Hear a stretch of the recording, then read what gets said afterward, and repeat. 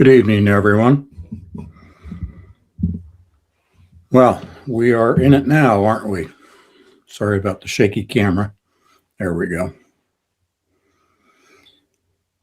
Well, I hope all of you have been praying for the world, been praying for everyone directly and indirectly involved in this war, but we are in it. Tonight's live stream is entitled Iran, All or Nothing Now. This will not be a long live stream. I have a prepared statement. It's a little over 1 page in length that I'd like to read to you tonight. Let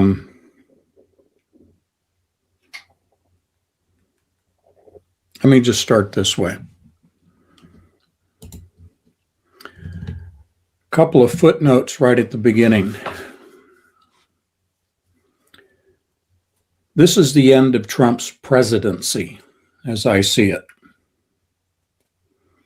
And as I just said, this is a very sad time for the world at large. Luke 21, the destruction of Jerusalem.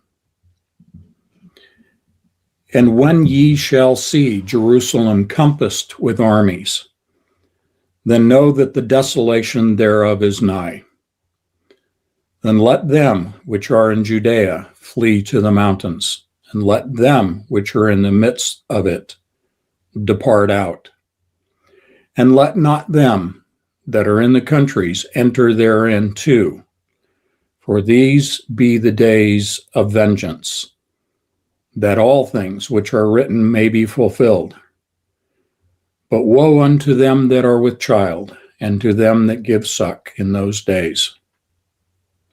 For there shall be great distress in the land, and wrath upon this people. And they shall fall by the edge of the sword, and shall be led away captive into all nations. And Jerusalem shall be trodden down of the Gentiles, until the times of the Gentiles be fulfilled. That was true, that was true then, and it is true now.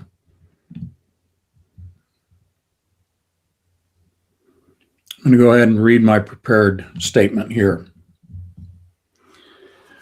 Iran, backed principally by China and secondarily by Russia, is equipped to outlast the U.S. and Israel in either a brief or prolonged war of attrition.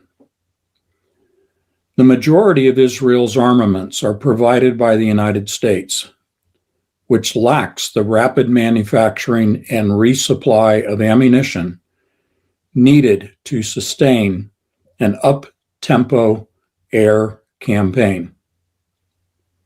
This campaign has cemented the fundamentalists with the reformers of Iran, with the assassination of their religious leader, Khamenei. Iran, through military means, is focused on denying Israel the ability to launch future attacks against Iran. This is to be accomplished by first targeting military and civilian infrastructure, such as electrical power generation and the 10 water desalination plants, as well as port facilities such as Haifa. Though Gulf states have been struck, the principal targets have been U.S. military installations. For these Gulf states, they are reassessing their commitments with the United States, having experienced these attacks and the inability of the United States to prevent them, thus marking the Gulf states for continued attacks. As a result, the Gulf states are blaming both the United States and Israel for these strikes that otherwise would not have taken place had these two countries not initiated their combined attacks against Iran. In the final analysis, Israel is the center of Iran's retaliatory strikes and will continue as such until Iranian leaders deem it no longer a threat to the continued existence of the Iranian sovereign state. The Gulf states will largely be spared, other than collateral damage, once the U.S. military installations have been neutralized. For the Gulf states, their focus is upon Israel, not Iran, as their common enemy. Secondarily, the U.S. is being blamed due to the presence of its military installations within their borders, thus painting their countries as targets.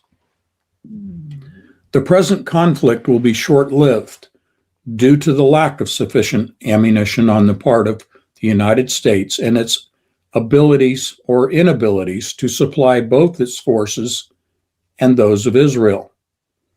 President Trump lacks both the will and the ability to prolong the conflict, despite what Israel is seeking as an outcome to the conflict. Together with China and Russia and Iran, in short order, will prevail. The U.S. will withdraw its support of Israel, leaving it compassed by its enemies, which now include each of the Gulf states affected by this conflict, initiated by Israel itself. The Gulf states will accelerate their efforts towards membership in BRICS. In the much larger picture, this further isolates the United States, but in the near term will result in the formal realization of the North American Union.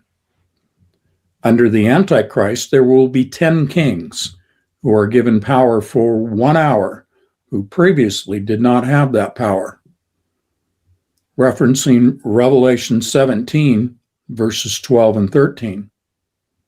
The 10 horns you saw are 10 kings who have not yet received a kingdom, but will receive 1 hour of authority as kings, along with the beast. These kings have one purpose: to yield their power and authority to the beast.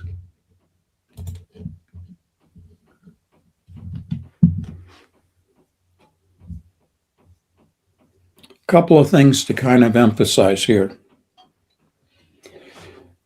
Recently in our live streams, we presented the internal issues within Iran itself relative to its infrastructure, electricity, water, food production, and the state of its currency.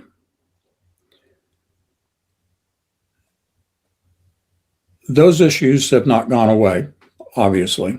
They will persist. But those are what I view as back-end issues. The front end, of course, is the military conflict.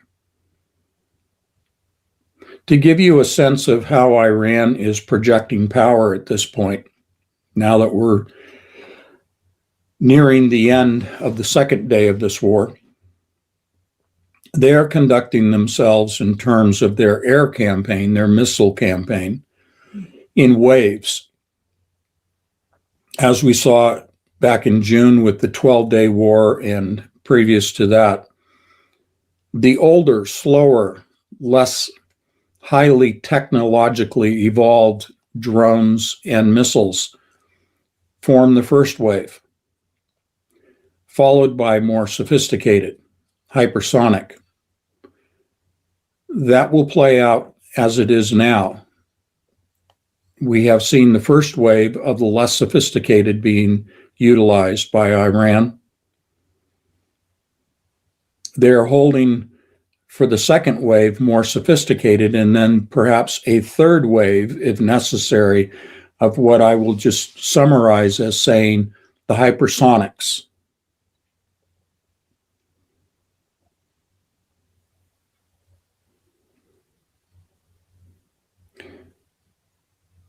However, even with the less sophisticated weapons that were launched as a retaliation against the U.S. and Israel, Iran has deployed large numbers of them. And as I indicated in my opening statement, the Gulf states hosting U.S. military installations those installations were targeted precisely by Iran and struck. That continues. The primary goal in the first wave and second wave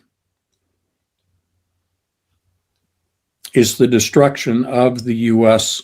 capacity to wage war from those bases. This does not require the entire destruction of the installations, the bases. It does not require the killing of all of the U.S. personnel and host nation personnel on those installations or bases. It simply needs to render the capacity of those installations to wage war. So,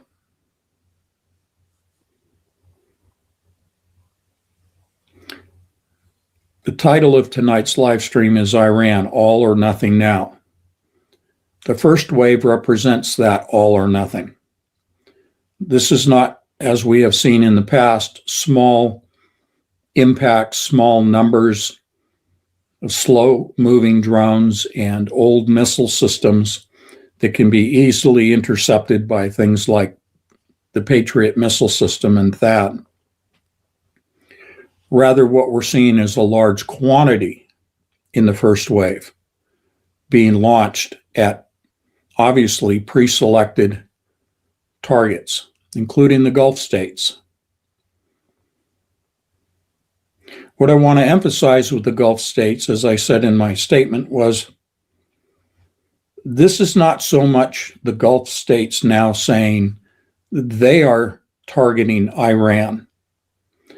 Their military capacity to wage war, even in a combined fashion against Iran, is much ado about nothing. And they understand that. Even with a coalition of forces. Number one, Iran is already retaliating. So to try and think of the time and logistics involved in gathering a coalition force in response, there's not sufficient time. Should there be a military movement on the part of the Gulf states, they would be eliminated immediately because they've been pre-targeted along with the bases as host nations that they host. The bigger picture, pulling back as we're going to do here for a few minutes, is really what is more important.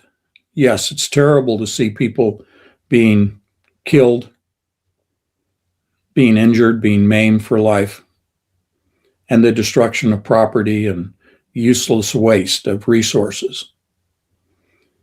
But as we begin this pulling back, we do so with the understanding that Iran has been preemptively struck and thus is retaliating. The Gulf states have been targeted, but they are turning their attention not to Iran, even though this may sound counterintuitive. They are turning their attention to the causal factor, as I like to say, the etiology, the source of this necessity on the part of Iran to retaliate. Their focus is upon Israel. When we say Israel, of course, we are including the United States. But in terms of geographically targeting, it's Israel. Now, can the U.S. homeland, can our domestic territory be struck by Iran? Well, that's debatable, and that's not the purpose of tonight's discussion. The U.S. will withdraw. This is an air campaign. There are no assets in the United States or overseas that are moving in terms of the movement of so-called boots on the ground towards the Middle East and towards Iran itself. There's no indication that there has been any planning or intent to put U.S. boots on the ground in Iran, save for, as is typical, special forces operations. SEAL teams, Delta Force, and so on. Okay? So it's not the U.S. homeland, it is Israel that is the focus of the Gulf states. And this does not mean that the Gulf states are going to form a coalition of military forces to strike Israel. Again, logistics, time, there's no opportunity. But this is a time of isolating, compassing Israel by all of the Gulf states. This means sanctions. Doesn't really mean tariffs. I mean, there isn't much being produced and exported out of Israel now with the war going on. So it's really a matter of sanctions, cutting off supplies of oil, natural gas, cutting off water. With the 10 existing desalination plants being targeted by Iran for destruction, Israel will very quickly run out of water. The surrounding nations are not going to supply Israel with water, with food, with medical aid, with this is what Israel has done to Gaza, the inhabitants of Gaza, the Palestinians.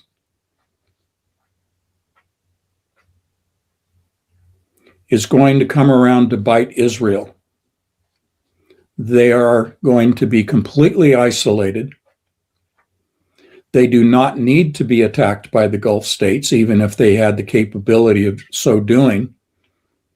Iran is going to continue with the second wave and third wave, and that's probably all that's going to be necessary, because as I see it, the third wave is the hypersonic wave.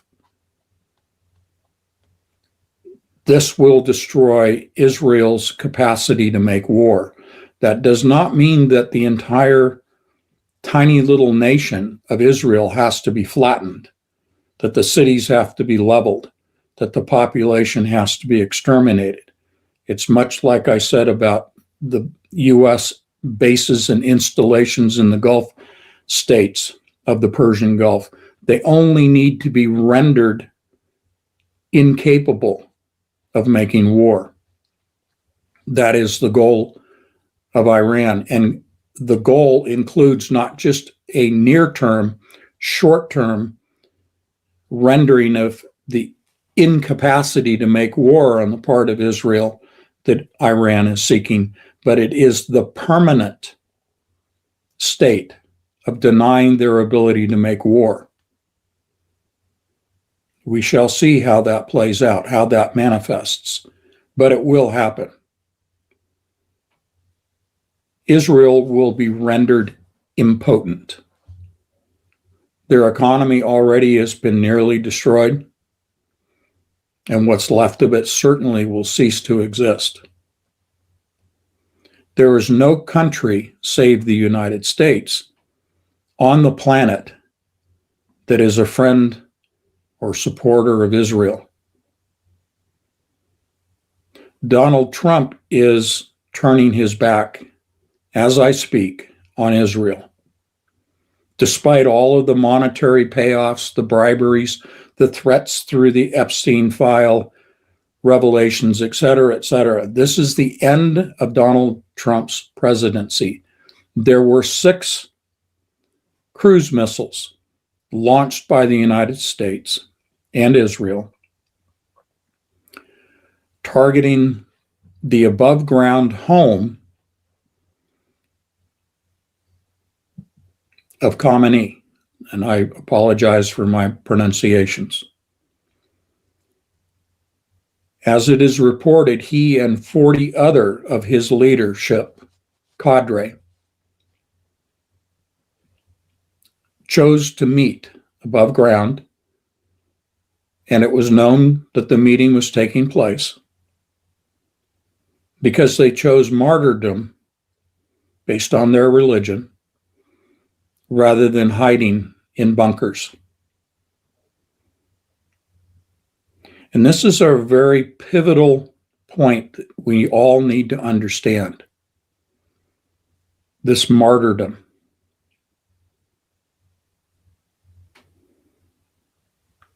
within Iran, including what I've said about the weakness of their infrastructure, which will be a follow-on issue once the hostilities cease.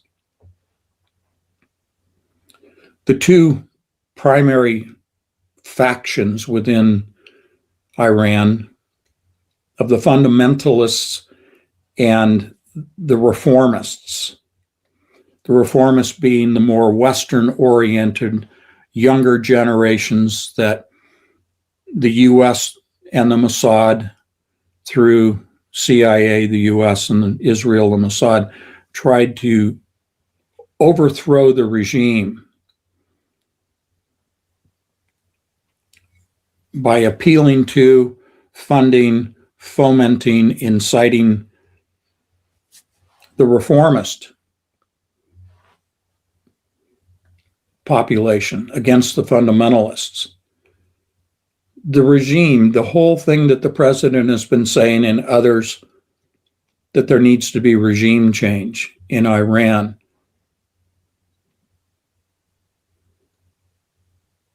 really was nothing more than a marketing campaign, a PR campaign, a psychological operation to appeal to the civilian population of reformists within Iran, but also the US and Israeli population, and to a secondary extent, the population of the Gulf states.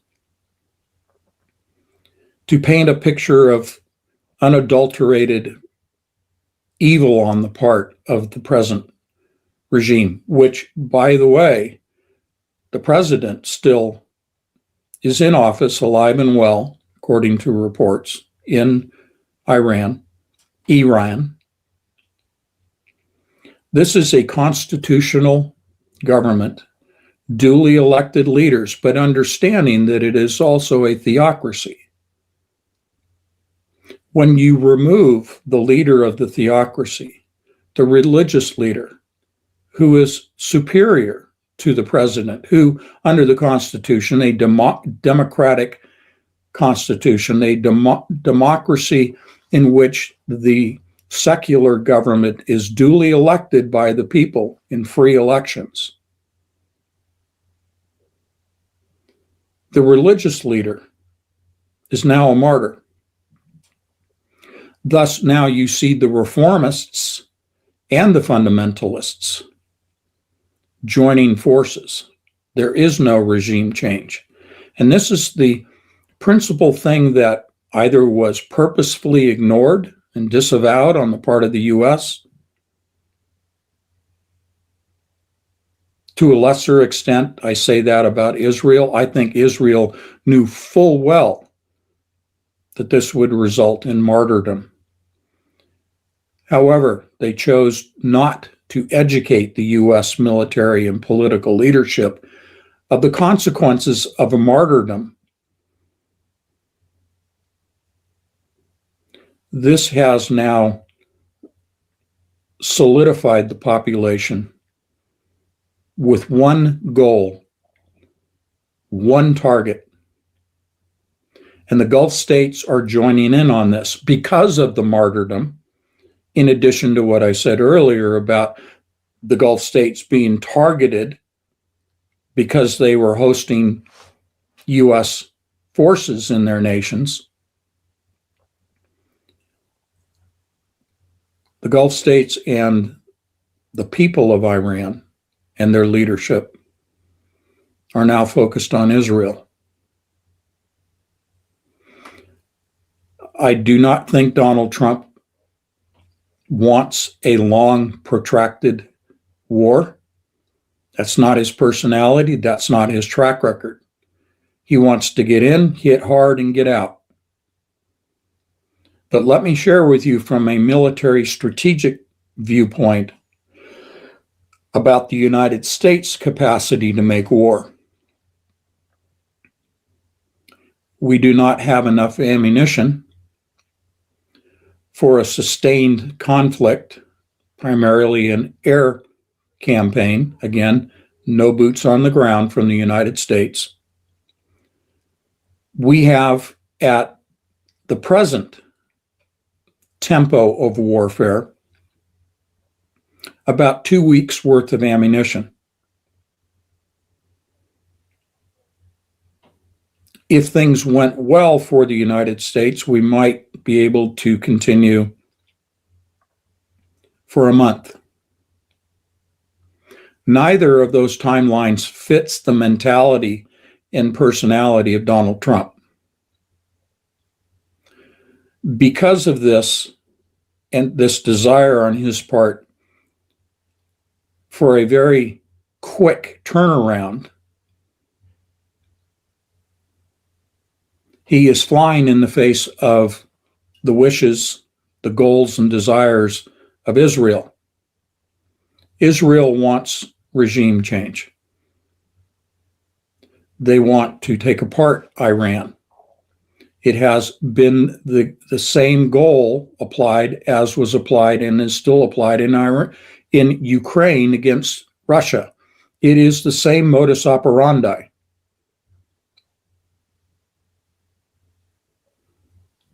There used to be a large Russian-born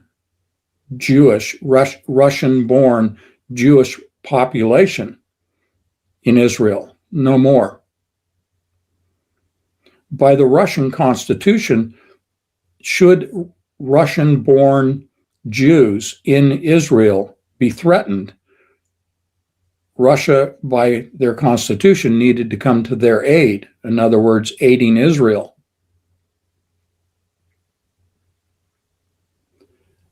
Most of those people, according to reports, long ago abandoned Israel and left. Thus, this takes us, as we're pulling back to the bigger picture, to Russia and China in particular. Israel has not been a friend of Russia. The modus operandi applied through the United States and Western Europe, through Ukraine, against the Russian Federation to break it up and dissolve the Russian Federation, the regime change, was fomented by Israel. The same MO is applied with respect to Iran. It's no different.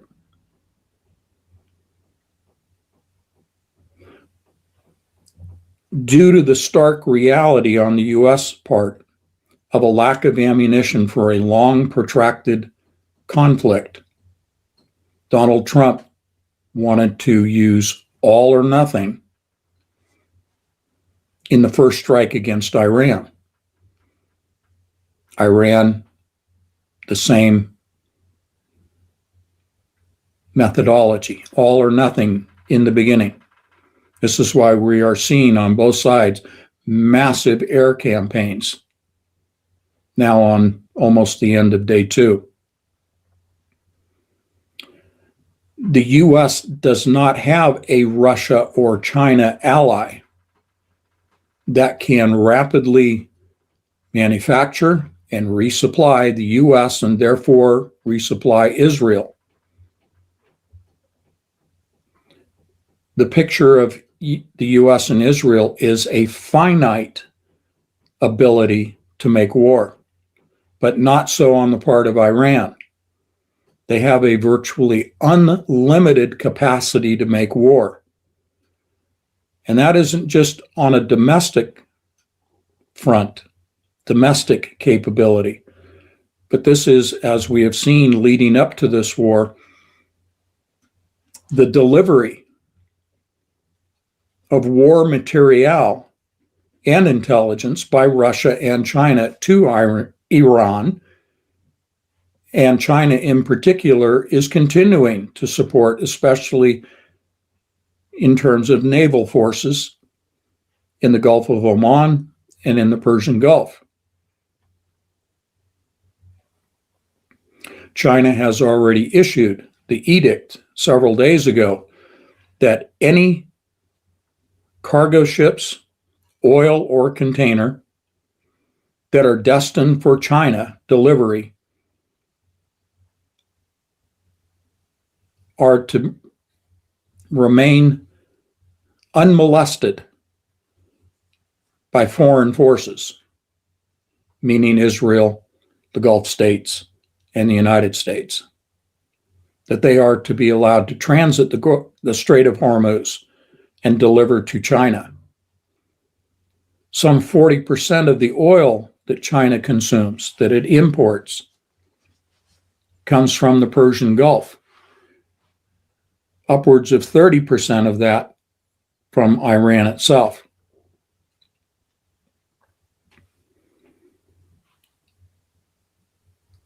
So when you have a picture, the bigger picture of Russia and China and their capacity on a military basis to support Iran,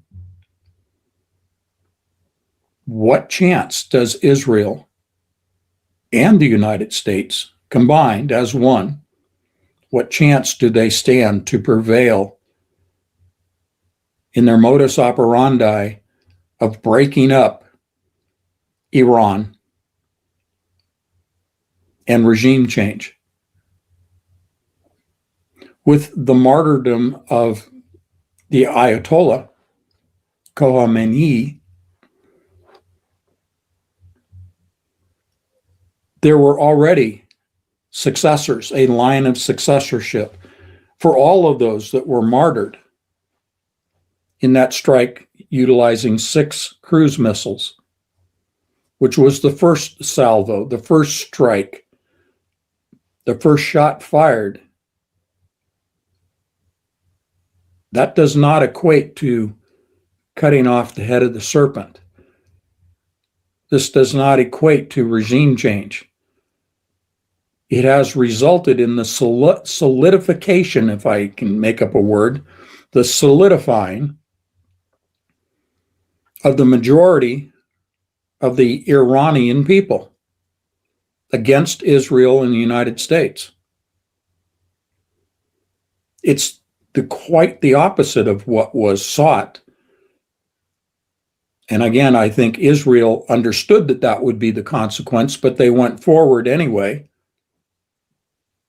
because the propaganda of regime change that was applied through Ukraine against Russia was the same flag that was being waved against Iran by Israel, and thus it was a flag that was handed to and provided to Donald Trump.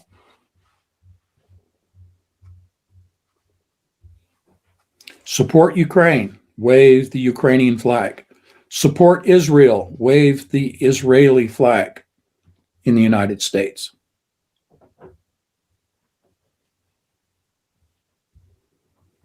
I think the present U.S. administration is historically and present time ignorant of the consequences of attempting regime change, resulting in martyrdom, resulting in the solidification of the population. They didn't understand that. They should have learned that with respect to Russia, because the majority of the population backed to 80 to 85% approval rate by polls in Russia of Putin and his efforts against the United States and Western Europe with respect to Ukraine. It solidified Russia. Now we're repeating the same mistake. It has solidified Iran. Look at what has happened to Ukraine. Look what's happened to the economies in Western Europe. Look at what has happened to the US economy. Now repeat that. Rinse and repeat, as some people like to say. Here we go again. This time it's worse because it is compounding the problem. Now, the Strait of Hormuz, right now, there are small numbers of ships that are still transiting the strait. But as I cautioned you 2 months ago, pay attention to the insurance. The cost of insurance for these ships to be in the Persian Gulf and transit the straits, it has skyrocketed. Now, short term, the supply of oil has not been greatly impacted. It has been, but not to a great extent. we may see the price of gasoline at the pump domestically here in the US. Some reports and projections are saying within a week we may see something in the neighborhood of 50 to 60 cents increase per gallon in the price of gasoline in the US. Well, gasoline is, relatively speaking, very inexpensive right now, less than $3. We've been to 4, we've been to 5. The economy will absorb it, but only short term. Depends on how long the strait is going to be interrupted. If there's a glimmer of positive in what I'm saying tonight, it is the personality of President Trump turning his back on Netanyahu and ceasing hostilities on the part of the U.S. air campaign and ceasing military support of Israel's campaign. Because with that very brief all or nothing approach by the U.S., but very brief in its duration, perhaps it will result in the Strait of Hormuz returning back to normal transit of ships and the supply of oil and other goods.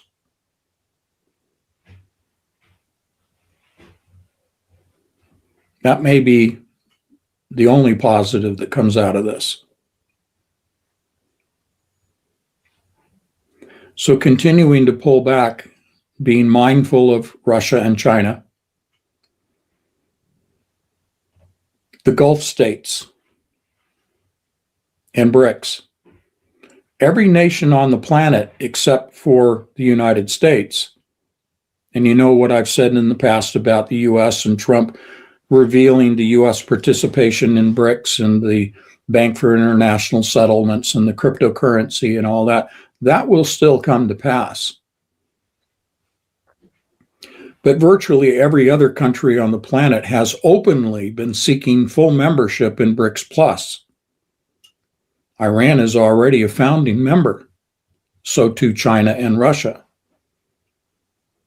But the Gulf states will now take this opportunity to deny, going forward, deny the United States the opportunity to rebuild its installations in their states, their sovereign states.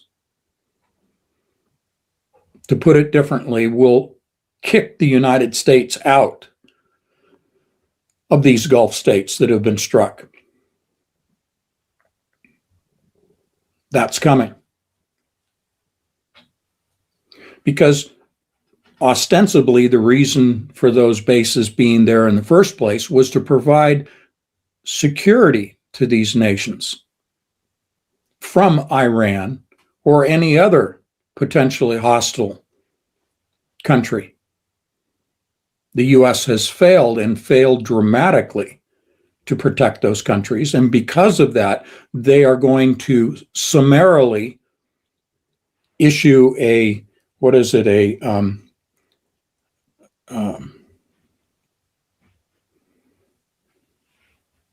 an eviction notice. They're going to issue an eviction notice to Donald Trump. You are no longer authorized to inhabit these quarters.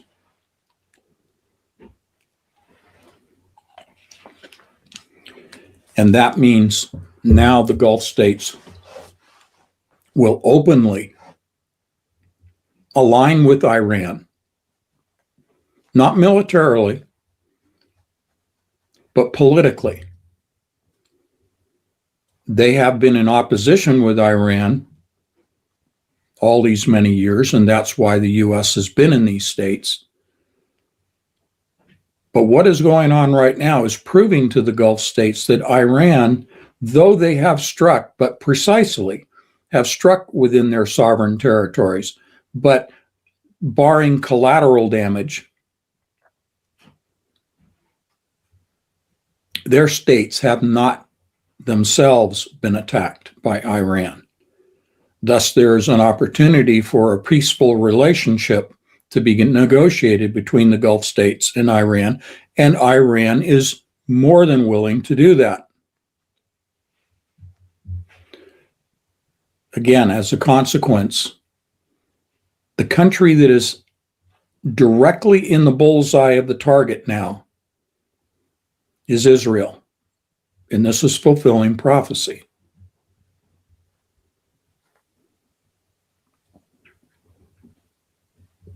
Thus, BRICS becomes larger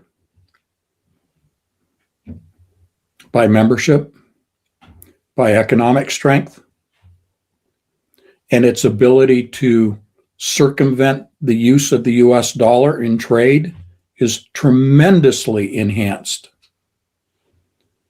meaning the death of the dollar. I think another consequence, very much like the consequence of martyrdom within Iran and the solidifying of the population, is the solidifying of China as an adversary to the United States. You see, what is behind this, and I said regime change was a psyop, was the waving of the patriotic flag, was the targeting by the United States of China.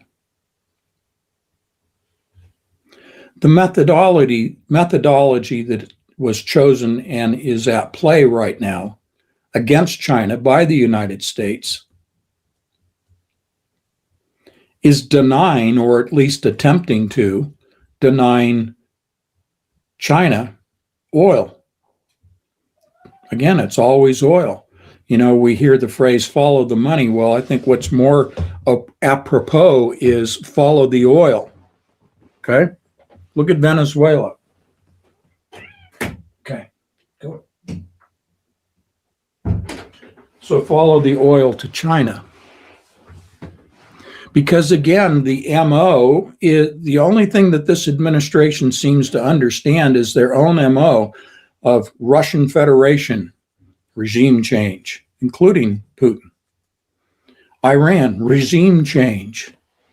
And they're attempting to apply that to China, regime change. Well, that's the flag. What it really is all about is oil. So by trying to disrupt the transport of oil out of the Persian Gulf by the Gulf states, and the Gulf states being, previous to yesterday, allies of the U.S., the U.S. administration imagined the ability to both deny and then regulate what is left of the oil supply going to China. And you look at attempts in terms of sanctions imposed on oil being supplied to China. That didn't work, so we're finding ourselves at war.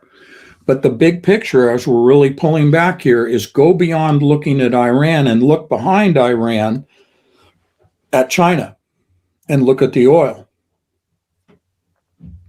Why does China support Iran? I need to remember that. Why does China so fervently support, including deploying naval warships to the Persian Gulf and the Gulf of Oman?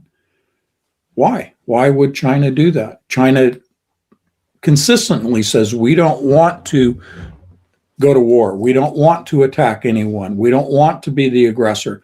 Our military is for defensive purposes. So far, it has played out that way. Why would they support Iran in war? Because they need the oil from Iran and they do not want any interruption in that supply of oil that would then otherwise negatively impact their economy. And it's really stupid because who is the primary manufacturing country in the world? China. Who does China export to? Lots of countries, but that includes the United States by a great extent.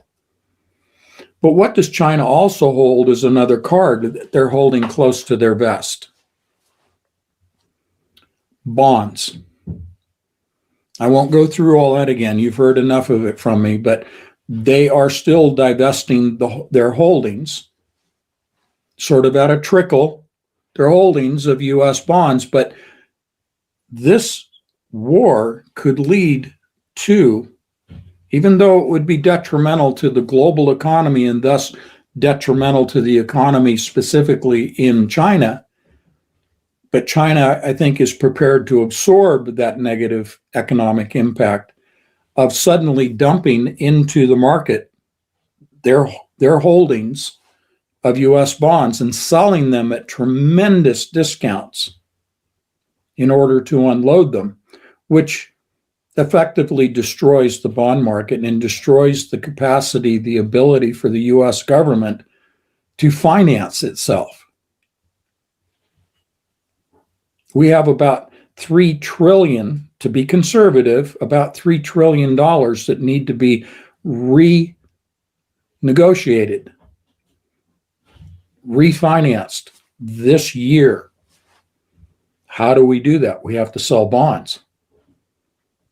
So there is literally a trump card held to the vest of China in the form of bonds, which, if this war persists and China is not able to transport sufficient quantities of oil to support their economy without a huge negative impact, they're going to throw that trump card down. And they're going to destroy the bond market, which means the U.S. government rapidly will find itself in default status. So we're way back in the big picture here. We're talking BRICS, yes, but we're also talking about the global economy. Because when the U.S. government is insolvent, that takes the entire global economy down. Now, these can be rapid succession events.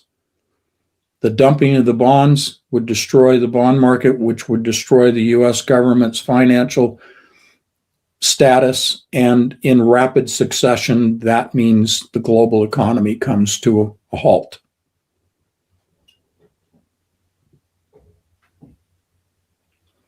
Now, whether that is the big picture intent for this war, to actually now collapse the global economy, remains to be seen. It certainly has the ability to do that.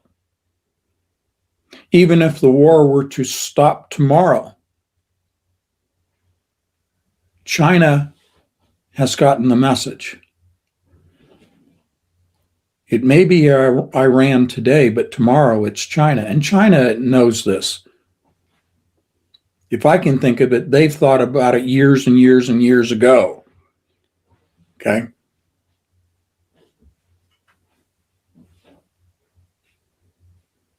Does it mean that there's going to be a military conflict with China? Well, let's, in this big picture perspective, at this step in the discussion, talk about Taiwan. You see, most of the air campaign resources, let's just call it ammunition, has been drawn down from the Pacific, from our bases and installations, et cetera, in the Pacific region, and sent to the Middle East. Obviously, you can see what I'm talking about already. It leaves Taiwan defenseless. Now, I've shared with you in the past that the Taiwanese people and the government leadership actually want reunification with China, because economically they already do so much business with China that they would rather be on good terms rather than to face a so-called invasion by China. China is positioned now in a perfect position and opportunity to simply offer unification to Taiwan without encircling the island with ships and all of that nonsense, and simply say, look at the situation. The U.S. has no ability to come to your aid. We don't want a war with you. Just reunify with us. Hold an election. Hold a vote, I should say. And vote for reunification. Now, not everybody in Taiwan is going to be in agreement to that, but what can the U.S. do in opposition? Nothing. Because our only influence has been our military, our foreign policy, our State Department, our diplomacy. It's a complete joke, and no one trusts the United States. This war started when there was an actual agreement and pens ordered, literally, the fancy pens, $627 a pen, I think they go for, that were ordered for the signing ceremony that was being scheduled for the agreement that was agreed to between the United States and Israel and Iran. The agreement was focused on the nuclear enrichment program within Iran. That they agreed, we will not ever, it wasn't a period of time, there wasn't a sunset clause to it. It was a permanent agreement not to enrich to weapons grade, but to hold it to civilian medical research and cancer treatment levels of 3 to 5% enrichment of uranium. And that was it. And the 60% that they did hold that was enriched, the so-called yellow cake, that can rapidly be further enriched to weapons grade, that would be diluted and reduced to the agreed upon 3 to 5% enrichment grade. That was agreed upon. They ordered the pens, they scheduled the meeting, the signing, and what did the United States do? What did they do with Israel? They attacked Iran. You see the pattern. Negotiations are nothing more than just kabuki theater. They're just smokescreen. They're just the shell game. And while negotiations are going on, Israel attacks. Okay? So the pattern is well understood by the world, and no one in the world trusts the United States and will not negotiate with the United States going forward, and that includes the Gulf states. So when we talk about Israel being compassed by their enemies, we need to understand when we say Israel, we're saying the U.S. When we say the U.S., we need to say and include and understand that means Israel. They are one and the same. This is the picture that is being revealed even to the average Joe Bag of Donuts, that the U.S. is Israel. People are beginning to understand that in a tangible way now with the outbreak of this war and the negative consequences of that on the part of the U.S. So with Israel being compassed by her enemies, we need to understand, because Israel is the U.S. likewise, identically, simultaneously, is now compassed by her enemies. No one trusts the U.S. government. It's not the people of the United States or the people of Israel. This is all the government leaders, so-called leaders. I even hate to call them that. The representatives, and that's not even appropriate. These are evil people. Let's just encapsulate it that way. Therefore, as a consequence, going forward, the United States now will not enter any negotiations with any country on the planet. The U.S. may seek negotiations, but they will not find an audience. The U.S. is compassed by her enemies.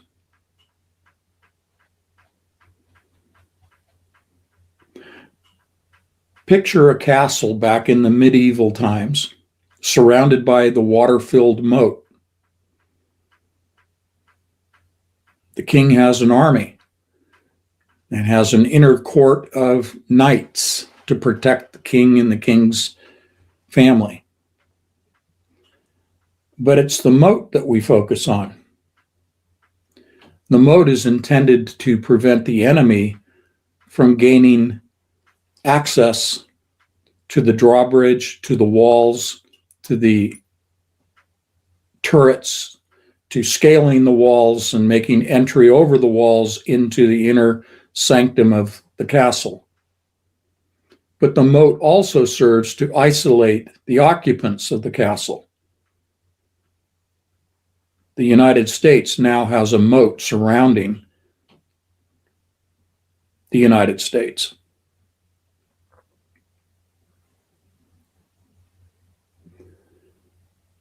We can't blame Donald Trump for everything, but he is the president.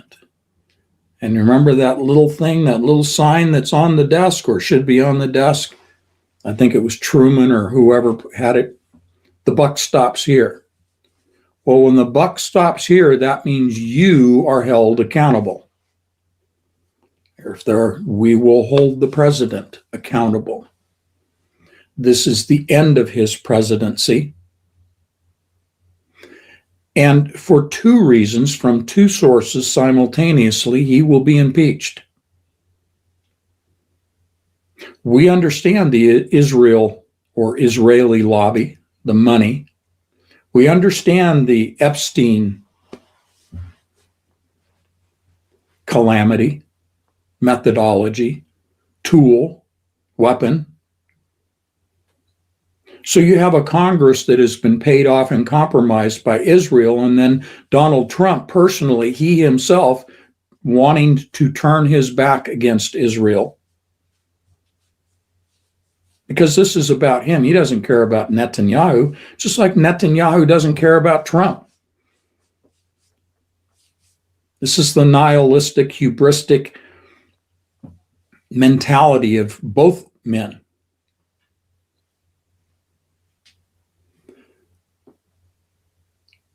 Congress, under orders from Israel, because Trump is turning his back, denying military support to Israel, by bringing an early conclusion or even hinting at seeking an early conclusion, which he has said today in his statements.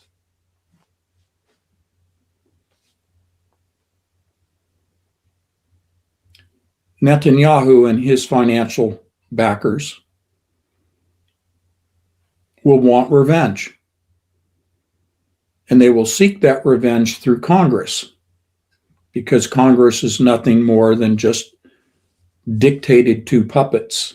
The strings are being pulled. So from that one standpoint, Donald Trump will be impeached. The other is impeachment through the Supreme Court. Interesting. I didn't mention the Department of Justice, did I? That will never happen. Look at what Donald Trump did in the State of the Union address last Tuesday. I forget the exact words, but I'll paraphrase. He was disappointed in the ruling by the Supreme Court. Okay?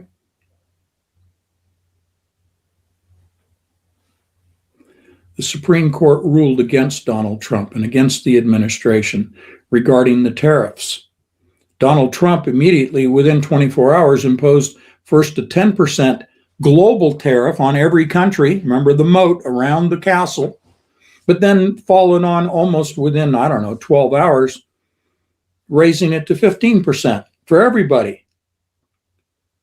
The United States is compassed by her enemies. The Supreme Court now, having been humiliated on camera by the president himself, face to face, right there at the State of the Union. How do you think those justices, and I don't remember the exact numbers, but 3 or 4, I think, were appointed by Trump? These are professional, learned people who understand the law, understand justice, understand the legal system, understand the Constitution by which they issue their rulings, their findings. They understand that the president now is a dictator, and therefore, through impeachment, through Congress, the Supreme Court will make it known to the members of Congress that they must institute impeachment proceedings. If they don't, then the Supreme Court, which is going to come back to bite Donald for his humiliation of the Supreme Court, they can institute, I believe it is Article 25. As I always do, if I can't remember, let me look it up. Article 25 of the Constitution regarding his ability to exercise the duties of the office of the president.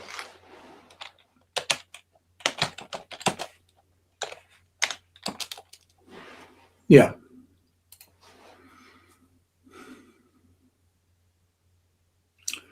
The 25th Amendment of the U.S. Constitution, ratified in 1967, establishes procedures for presidential succession, vice presidential vacancies, and handling presidential incapacity. That's the word, incapacity. This is where the Supreme Court justices will have their revenge.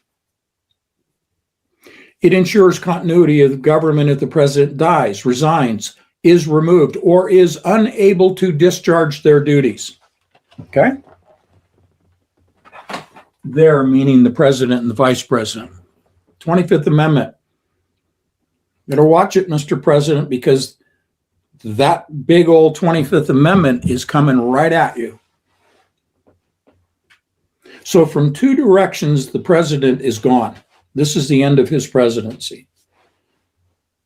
I would expect that he would be gone by the end of this year. Now, because the rumors and reports and things go around and the images, the pictures and all this, he may claim that he needs to resign due to health considerations. Congress and the Supreme Court may give him that.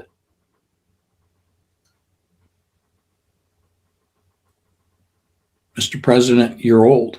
Mr. President, your second term of office has been very strenuous. It's debilitating your physical health. We are concerned about your health. We will bring in J.D. Vance. You can just go ahead and retire at Mar-a-Lago, and we'll get on with business. Thank you, Mr. President. Go away. Okay?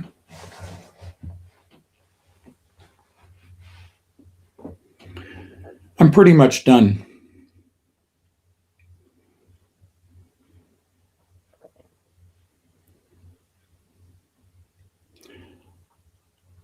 We have the most powerful weapon system on the planet.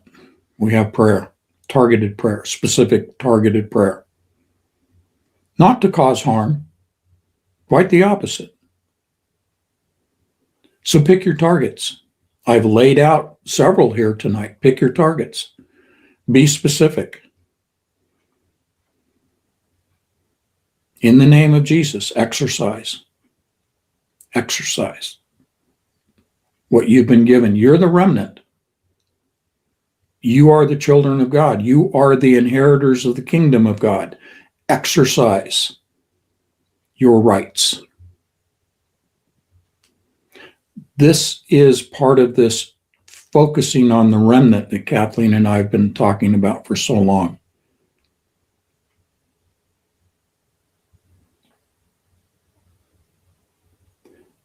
Our battle is not with humans, with people, but against principalities, against the spirit world.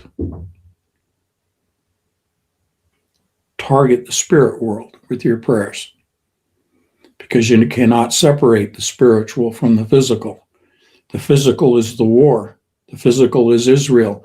Physical U.S. We're talking about this military campaign. We are in support of our military service members, obviously. I say that as a veteran. And the civilians.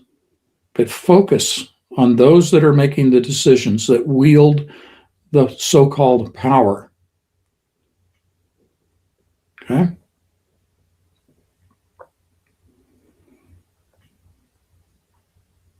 Let's pray for a swift conclusion to the hostilities.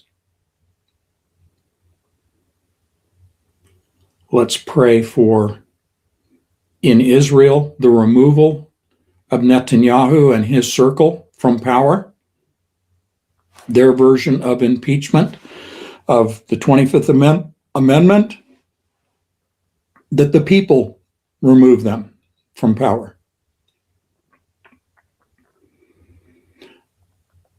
That the Supreme Court dictate to the second branch of our government, dictate to Congress to impeach, to impose the 25th Amendment. That is the fastest. Impeachment, typically, if you're talking about Congress alone, is a year-long process, take over a year. We don't have time for that. This needs to be the imposition, the activation of the 25th Amendment immediately, perhaps even prior to the cessation of hostilities. The 25th Amendment needs to be imposed. And the third branch of office, the Supreme Court, has the ability to influence Congress. They can hold Congress in contempt of court. And that's not just a federal court. We're talking in contempt of the Supreme Court. There are legal consequences to members of Congress failing in their duties. And that is outlined in the Constitution, as well as the executive branch failing in its duties. Donald Trump in the State of the Union, in humiliating the Supreme Court, or at least attempting to, just brought on the biggest threat to his presidency that I don't think he's even imagined.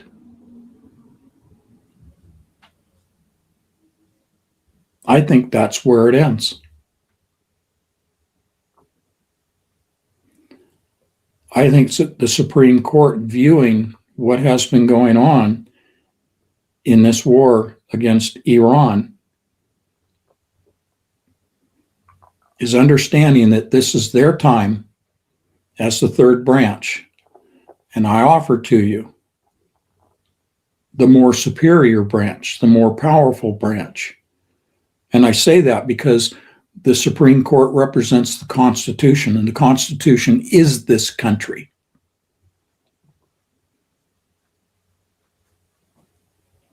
Therefore, they are the superior branch.